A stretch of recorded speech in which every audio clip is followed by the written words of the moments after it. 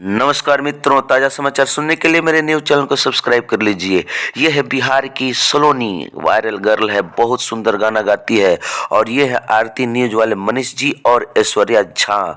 एक नया एल्बम आ रहा है इस लड़की का, जो वायरल गर्ल है इस समय की, बिहार की सलोनी कुमारी का एक नया एल्बम आ रहा है जिसमें माता का रोल ये की है, जिनका नाम है ऐश्वर्या झा सलोनी कुमारी की माता का रोल की हैं। और ये आरती न्यूज वाले मनीष जी बाप का रोल किए हैं।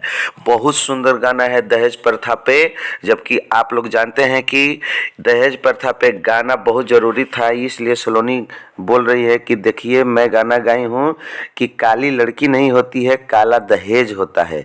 बहुत सुंदर सामाजिक गाना है जिस पे सलोनी कुमारी एक बार फिर तहलका मचाने वाली है, जिसमें ऐश्वर्या झा और मनीष जी न्यूज वाले ये काम कर रहे हैं। और ये लोग भी बता रहे हैं कि बहुत सुंदर गाना है, जिसको सुनकर लोगों में बहुत इस पे प्रभाव पड़ेगा और लोग सुधार करेंगे दहेज प्रथा पे, जिसके घर में बेटी है। महाराज, आप हमारे न्यूज चैनल को सब्सक्राइब कर लीजिए और सुनते रहिए ऐसे ऐसे ताज़ा समाचार हम सुनाते रहेंगे। बने रहिए मेरे न्यूज चैनल के साथ।